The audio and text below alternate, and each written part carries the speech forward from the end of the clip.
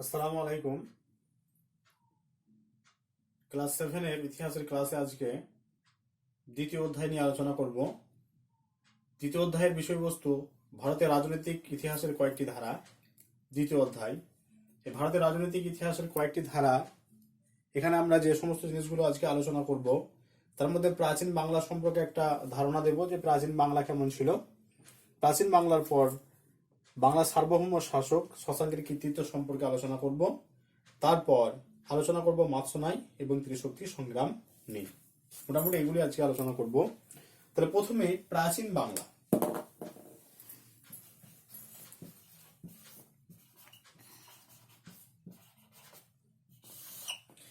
প্রাচীন বাংলা প্রাচীন বাংলা বলতে এখানে 1 থেকে 1,500 বছর আগের যে বাংলা, সেই বাংলার কথা এখানে আলোচনা করা আছে। এই বঙ্গ নামের যে উল্লেখ, এই বঙ্গ নামের উল্লেখ প্রথম পাওয়া যায় ঋগ্বেদের ঐতরেয় আরণ্যকে। ঋগ্বেদের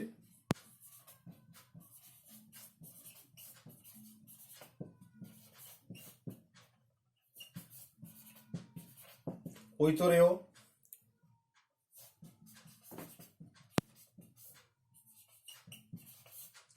এই বঙ্গ নামের যে উৎপত্তি, সেই বঙ্গ নামের উল্লেখ, উৎপত্তি নয়, বঙ্গ নামের উল্লেখ প্রথম পাওয়া যায় কোথায়? ঋগ্বেদের যে ঐতরেয় আরণ্যকে প্রথম এই বঙ্গ নামের উৎপত্তি বা বঙ্গ নামের উল্লেখ পাওয়া যায়। প্রাচীন বাংলায় বঙ্গ বলতে যে অঞ্চলটিকে বোঝানো হতো তা ভৌগোলিকভাবে খুব বড় কোনো এলাকা ছিল না। প্রাচীন বাংলার জনপদগুলির মধ্যে বঙ্গ ছিল একটা বিভাগ মাত্র। খ্রিস্টীয় ত্রয়োদশ শতকে ঐতিহাসিক মিনহাজ-ই সিরাজের লেখাতেও বঙ্গ রাজ্যের কথা আছে। মুঘল যুগের ঐতিহাসিক আবুল ফজলের লেখাতেও কিন্তু সুবা বাংলার উল্লেখ পাওয়া যায়। তাহলে প্রাচীন বাংলার সীমানা 3টি নদী দ্বারা বিধৌত ছিল। সে 3টি নদী হলো ভাগীরথী, পদ্মা এবং মেঘনা। ভাগীরথী,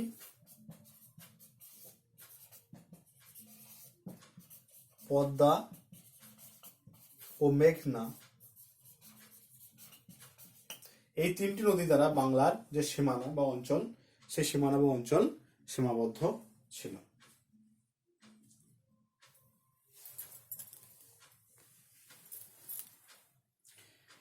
প্রাচীন বাংলার প্রধান অঞ্চল।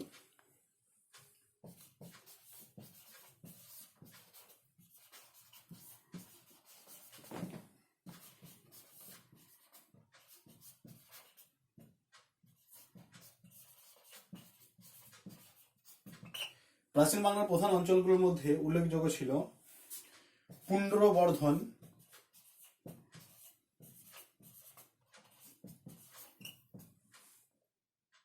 বরেন্দ্র, বঙ্গ, বঙ্গাল,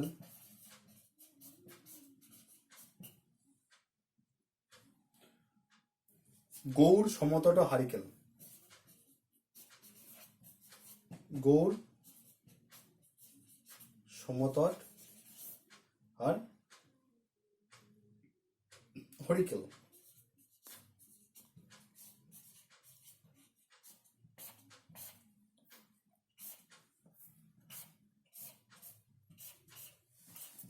দেখো, তাহলে প্রাচীন বাংলার প্রধান যে সমস্ত অঞ্চল, তার মধ্যে অন্যতম হলো পুন্ড্রবর্ধন, বরেন্দ্র,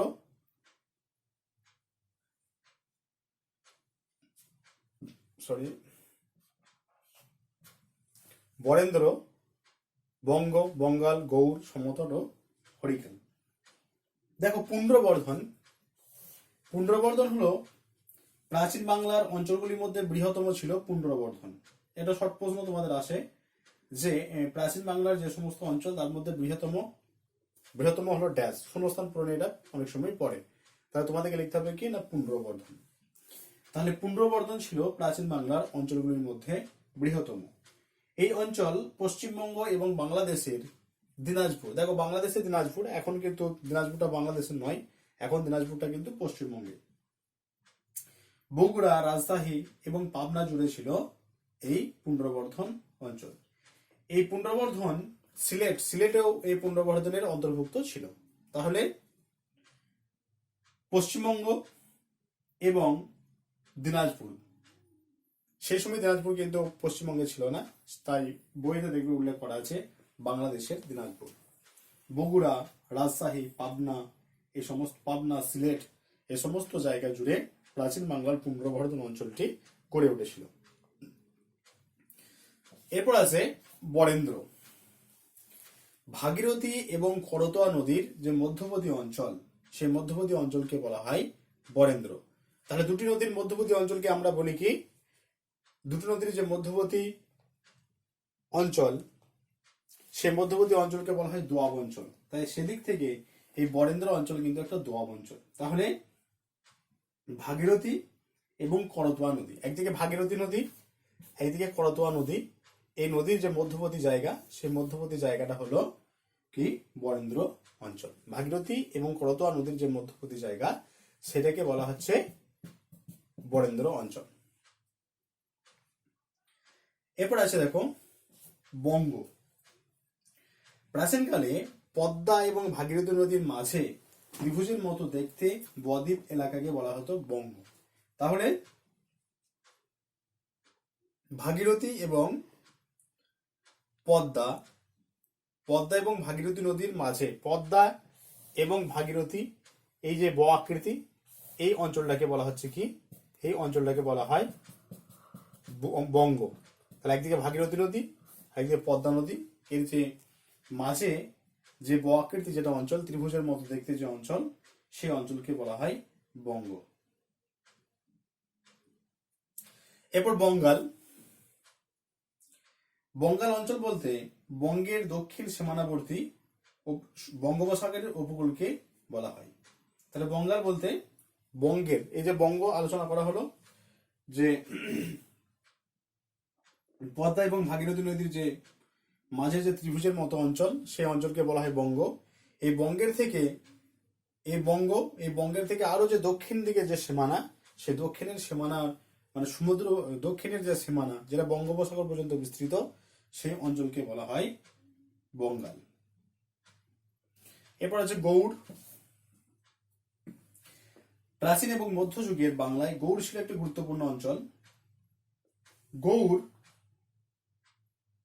বলতে কি জনগোষ্ঠীকে বোঝানো হতো। বর্তমানে মুর্শিদাবাদ, বীরভূম এবং বর্ধমান জেলার পশ্চিমভাগ নিয়ে তৈরি হয়েছিল সেকালের গৌড়। তাহলে যে সময়ের কথা আমরা আলোচনা করছি, 1 থেকে 1,500 বছর আগেকার কথা আলোচনা করছি, তাহলে সেই সময় গৌড় বলতে বর্ধমান, মুর্শিদাবাদ এবং বীরভূম জেলার কিছু অংশ নিয়ে এই গৌড় তৈরি হয়েছিল। এরপর হলো সমতট। প্রাচীন সমতট ছিল মেঘনা নদীর পূর্ব দিকের এলাকা। বর্তমানে বাংলাদেশের কুমিল্লা, নোয়াখালী অঞ্চলের সমভূমিকে কেন্দ্র করে বিস্তৃত ছিল প্রাচীন সমতট অঞ্চল। মেঘনা নদী সমতটকে বাংলার বাকি অঞ্চলের থেকে আলাদা করে রেখেছিল। এই কারণে সমতটকে প্রাচীন ইতিহাসে বাংলার সীমান্তবর্তী এলাকা বলে ধরা হতো। নেক্সট হলো হরিকেল। সমতটের দক্ষিণ পূর্ব দিকে আজকের বাংলাদেশের চট্টগ্রামের উপকূল অঞ্চল প্রাচীন যুগে হরিকেল নামে পরিচিত ছিল। তাহলে প্রাচীন বাংলা সম্পর্কে একটা ধারণা দেওয়া হলো। প্রাচীন বাংলা পুনর্বর্ধন, বরেন্দ্র, বঙ্গ, বঙ্গাল, গৌড়, সমতট, হরিকেল, মোটামুটি এই সমস্ত অঞ্চলগুলো নিয়ে প্রাচীন বাংলা সীমানা গড়ে উঠেছিল। তাহলে এই সমস্ত জায়গার মধ্যে প্রধান হলো পুনর্বর্ধন এবং যেটাকে সবচেয়ে বৃহত্তম বলা হয়েছে। এরপর আমরা আলোচনা করব বাংলা সার্বভৌম শাসক শশাঙ্কের কৃতিত্ব নিয়ে। এরপর আলোচনা করব গৌড়াধিপতি শশাঙ্কের কৃতিত্ব নিয়ে। গৌড়াধিপতি, গৌড়ের যিনি অধিপতি তাকে বলা হয় গৌড়াধিপতি। গৌড়াধিপতি শশাঙ্কের কৃতিত্ব নিয়ে আলোচনা করব। তাহলে দেখো, প্রাচীন বাংলার প্রথম সার্বভৌম শাসক ছিলেন শশাঙ্ক। প্রাচীন বাংলার প্রথম সার্বভৌম শাসক ছিলেন শশাঙ্ক। শশাঙ্ক কিন্তু প্রথম জীবনে মহা সেনগুপ্তের দুর্বলতার সুযোগ নিয়ে শশাঙ্ক স্বাধীন গৌড় রাজ্য প্রতিষ্ঠা করেছিলেন। তাহলে প্রাচীন বাংলার প্রথম বা বাংলার প্রথম সার্বভৌম শাসক হলেন শশাঙ্ক। শশাঙ্ক কিন্তু প্রথম জীবনে মহা সেনগুপ্তের মহাসামন্ত ছিলেন। তাহলে এই মহা সেনগুপ্তের দুর্বলতার সুযোগকে কাজে লাগিয়ে শশাঙ্ক কি হয়েছিলেন? গৌড়ের অধিপতি বা স্বাধীন গৌড় রাজ্য প্রতিষ্ঠা করেছিলেন। এরপর শশাঙ্ক সম্পর্কে জানার উপাদান কি?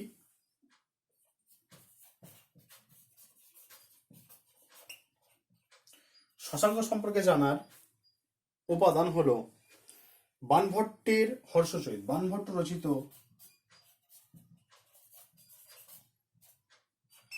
রচিত হর্ষচরিত,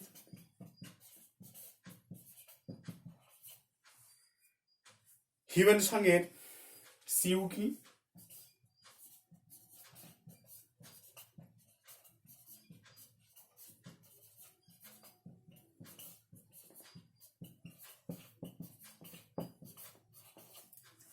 আর বৌদ্ধ গ্রন্থ আর্য মঞ্জুশ্রী মূল কল্প। বৌদ্ধ গ্রন্থ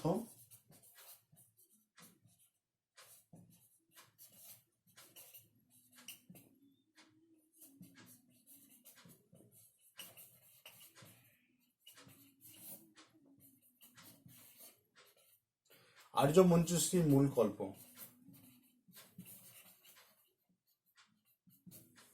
তাহলে বাণভট্ট রচিত হর্ষচরিত, হিউয়েনসাংয়ের সিউকি এবং বৌদ্ধ গ্রন্থ আর্য মঞ্জুশ্রী মূল কল্প থেকে আমরা শশাঙ্ক সম্পর্কে জানতে পারি। ঠিক আছে, তাহলে উপাদান বাণভট্ট রচিত হর্ষচরিত, হিউয়েনসাংয়ের সিউকি এবং বৌদ্ধ গ্রন্থ আর্য মঞ্জুশ্রী মূল কল্প থেকে আমরা কিন্তু এই শশাঙ্ক সম্পর্কে জানতে পারি। নেক্সট পয়েন্ট হবে শশাঙ্কের রাজ্য বিস্তার।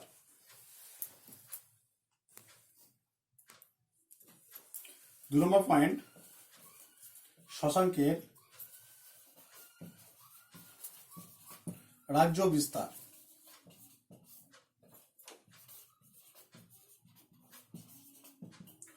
শশাঙ্কের রাজ্য বিস্তার।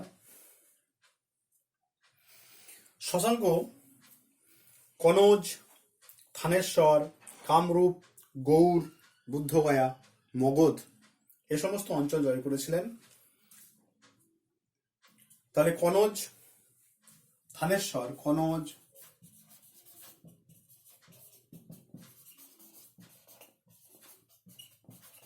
থানেশ্বর, কামরূপ, বুদ্ধগয়া,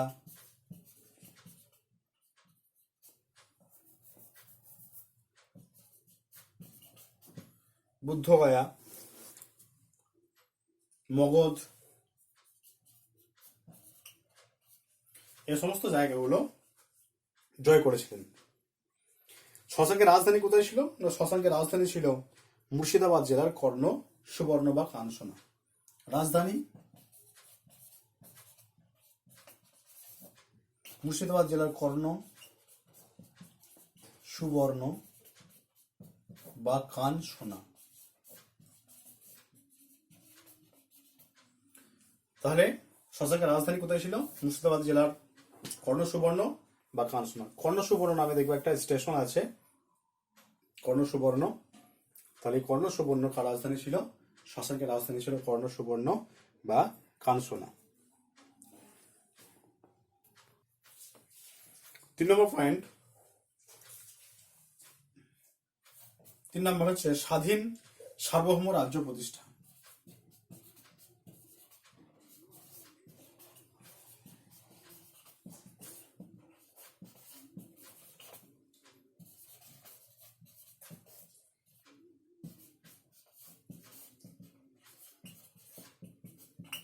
স্বাধীন সার্বভৌম রাজ্য প্রতিষ্ঠা।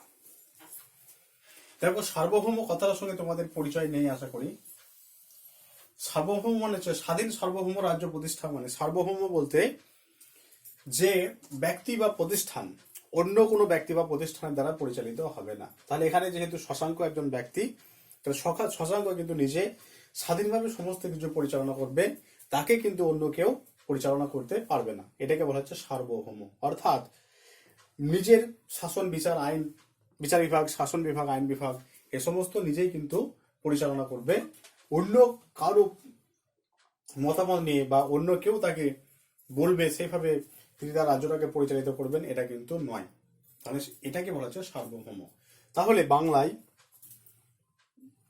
গৌড়রাজ শশাঙ্ক বাংলায় প্রথম স্বাধীন সার্বভৌম রাজ্য প্রতিষ্ঠা করেছিলেন। শশাঙ্কের সাম্রাজ্য শুধুমাত্র শশাঙ্কের সাম্রাজ্য উত্তর ভারত পর্যন্ত বিস্তৃত ছিল। তাহলে দেখো, তাহলে সার্বভৌম বোঝা গেল। সার্বভৌম বলতে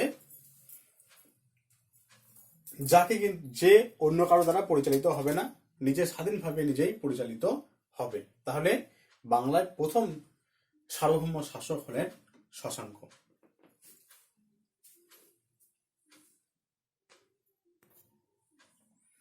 এরপর 4 নম্বর হচ্ছে মৈত্রী জোট গঠন।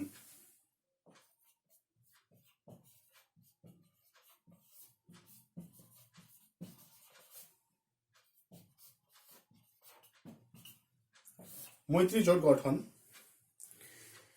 কনৌজের রাজা গ্রহবর্মার সঙ্গে থানেশ্বরের পুষ্যবতী বংশের রাজকন্যা রাজশ্রীর বিবাহ হলে থানেশ্বর এবং কনৌজ এবং থানেশ্বর জোটবদ্ধ হয়।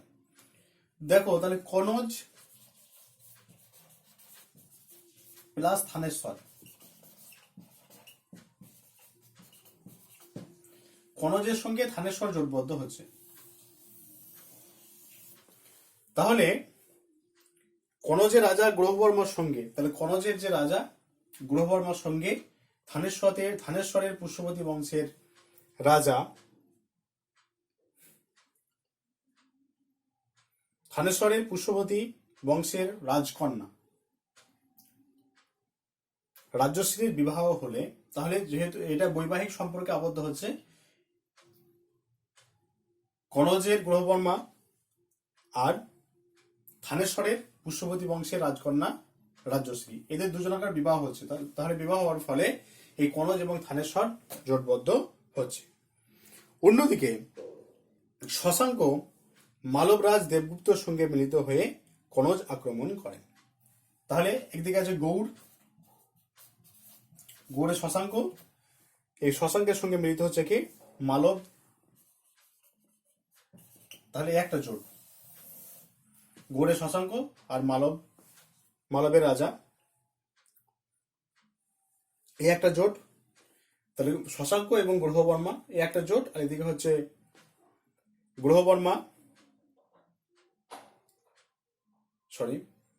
শশাঙ্ক আর মালবের দেবগুপ্ত এদের একটা জোট, আর এদিকে হচ্ছে কনৌজের গ্রহবর্মা, আর এদিকে থানেশ্বরের পুষ্যবতী বংশ একটা জোট। তাহলে গৌড়রাজ শশাঙ্ক মালবের যে রাজা দেবগুপ্তের সঙ্গে মিলিত হয়ে কনৌজ আক্রমণ করেন। গ্রহবর্মা নিহত হন এবং রাজশ্রী বন্দিনী হন। তাহলে গ্রহবর্মা নিহত হচ্ছে আর রাজশ্রীকে বন্দিনী করা হয়। এর ফলে থানেশ্বরের রাজা রাজ্যবর্ধন শশাঙ্কের হাতে নিহত হয়েছিলেন। তাহলে পরবর্তীকালে থানেশ্বরের রাজা রাজ্যবর্ধন শশাঙ্কের হাতে নিহত হয়েছিলেন।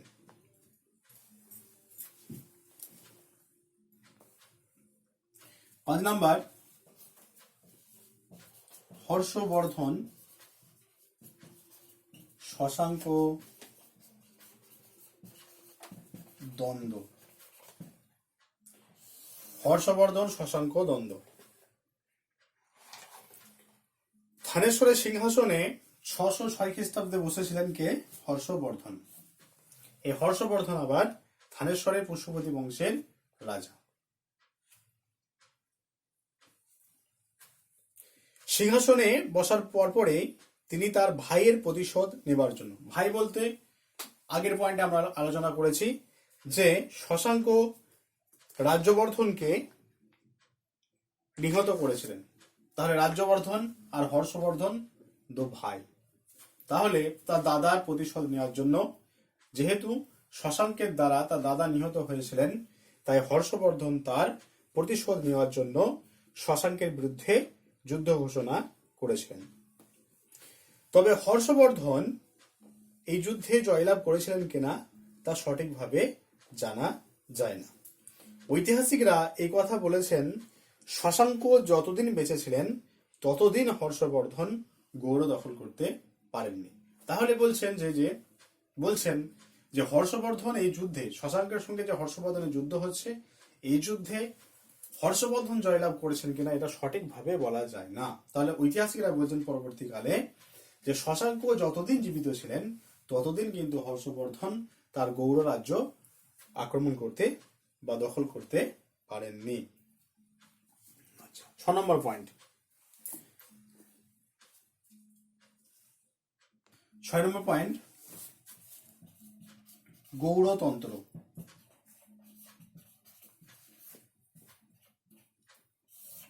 গৌড়তন্ত্র শশাঙ্কের শাসনকালে তার রাজ্যের কর্মচারী এবং আমলাদের নিয়ে শশাঙ্ক যে একটি শাসন ব্যবস্থা গড়ে তুলেছিলেন তাকে বলা হয় গৌড়তন্ত্র। তাহলে শশাঙ্কের শাসনকালে শশাঙ্ক তার রাজ্যের কর্মচারী এবং আমলাদের নিয়ে যে একটি শাসন ব্যবস্থা গড়ে তুলেছিলেন তাকে বলা হয় গৌড়তন্ত্র। 7 নম্বর পয়েন্ট, ধর্মীয় বিশ্বাস।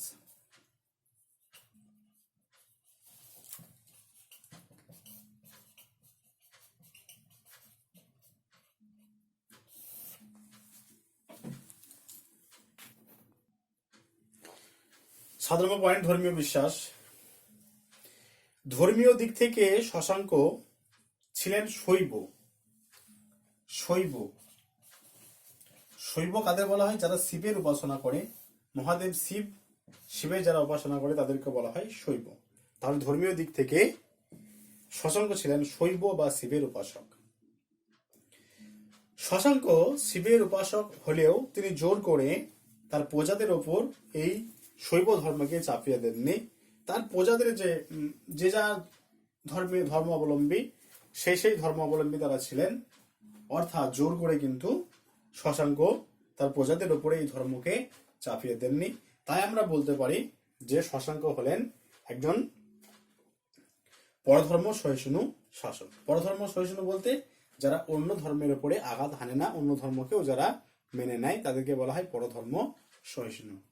সেদিক থেকে যদি আমরা বিশ্লেষণ করি তাহলে আমরা বলবো যে শশাঙ্ক ছিলেন পরধর্ম সহিষ্ণু শাসক। এরপর মূল্যায়ন।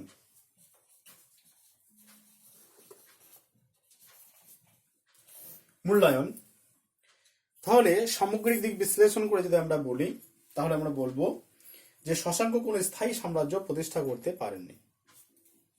তাই তার মৃত্যুর সঙ্গে সঙ্গে তার যে প্রভাব প্রতিপত্তি, তিনি যে গৌড় রাজ্য প্রতিষ্ঠা করেছেন সেগুলো সব তছনছ হয়ে যায়, সেগুলো সব ভেঙে যায়, নষ্ট হয়ে যায় তার মৃত্যুর সঙ্গে সঙ্গে। এবং এই শশাঙ্কের মৃত্যুর পরেই বাংলায় এক অরাজক অবস্থার সৃষ্টি হয়েছিল, যাকে ঐতিহাসিকরা মাৎস্যনায়ের যুগ বলে অভিহিত করেছিলেন।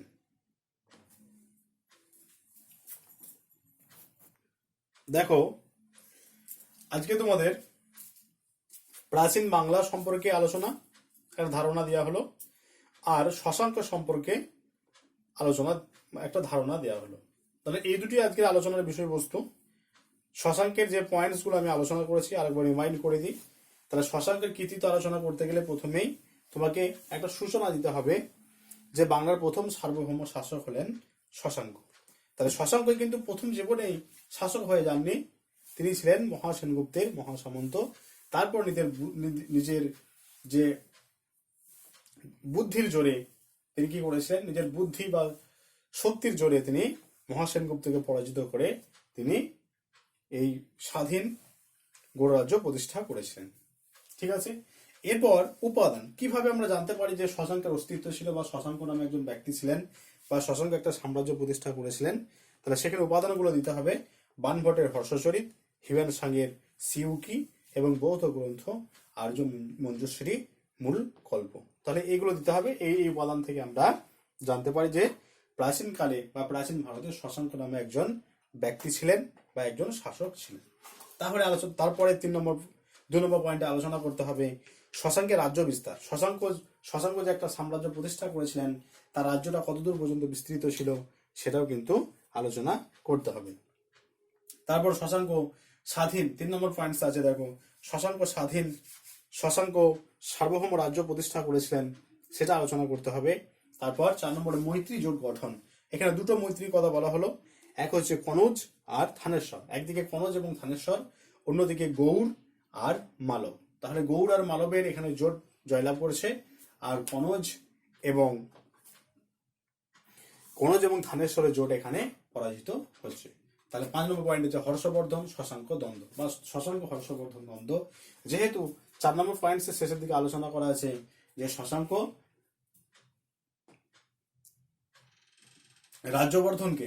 রাজ্যবর্ধনকে নিহত করেছিলেন, তাই পরবর্তীকালে আমরা দেখব রাজ্যবর্ধনের ভাই হর্ষবর্ধন শশাঙ্কের বিরুদ্ধে যুদ্ধযাত্রা করেছিলেন। তবে হর্ষবর্ধন জয়লাভ করেছিলেন কিনা সে সম্পর্কে কিন্তু কোনো তথ্য পাওয়া যায় না। আর 6 নম্বর পয়েন্টে আলোচনা করা হচ্ছে গৌড়তন্ত্র। গৌড়তন্ত্র বলতে শশাঙ্কের যে শাসনকাল বা শাসন ব্যবস্থা, সেই শাসন ব্যবস্থা বা শাসনকালে রাজ্যের কর্মচারী এবং আমলাদের নিয়ে তিনি যে একটি শাসন ব্যবস্থা গড়ে তুলেছিলেন, সেটাকে বলা হয় গৌড়তন্ত্র। লাস্ট পয়েন্ট যেটা, সেটা হচ্ছে ধর্মীয় বিশ্বাস। ধর্মীয় দিক থেকে অশোক কি ছিলেন? হিন্দু ছিলেন না শৈব ছিলেন না জৈন ছিলেন না বুদ্ধিস্ট ছিলেন? তাহলে এটাই আমরা দেখব যে ধর্মীয় দিক থেকে ছিলেন শশাঙ্ক শৈব। শৈব বলতে যারা শিবের উপাসনা করে তাদেরকে বলা হয় শৈব। তাহলে শশাঙ্ক নিজে শৈব বা শিবের উপাসক হলেও তার যারা রাজ্যের যারা প্রজা তাদেরকে কিন্তু এই ধর্ম জোর করে চাপিয়ে দেননি। তাহলে তার রাজ্যের যারা প্রজা তারা নিজেদের মতো ধর্ম নিয়ে তারা থাকতেন। অতএব আমরা বলতে পারি যে শশাঙ্ক ছিলেন একজন পরধর্ম সহিষ্ণু শাসক। মূল্যায়নে আমরা কি বলছি যে শশাঙ্ক কোনো স্থায়ী সাম্রাজ্য প্রতিষ্ঠা করতে পারেননি। তার মৃত্যুর সঙ্গে সঙ্গে গৌড় রাজ্য ভেঙে যায় এবং বাংলায় অরাজক পরিস্থিতির সৃষ্টি হয়, যেটাকে বলা হয় মাৎসনাইয়ের যুগ। নেক্সট ক্লাসে আমরা মাৎসনাইয়ের যুগ, ত্রিশক্তি সংগ্রাম, এই সমস্তগুলো নিয়ে আলোচনা করব। যদি দেখো 7-এর এই সমস্ত জিনিসগুলো নতুন আলোচনা করা হচ্ছে, কোনো পয়েন্টস যদি কারো বুঝতে অসুবিধা হয়, অবশ্যই আমার যে হোয়াটসঅ্যাপ নাম্বার আছে সেখানে তোমরা মেসেজ করবে যে পয়েন্টসটা আমি বুঝতে পারছি না, আমি যথাসাধ্য সেই পয়েন্টসটা বুঝিয়ে দেওয়ার চেষ্টা করব। ঠিক আছে।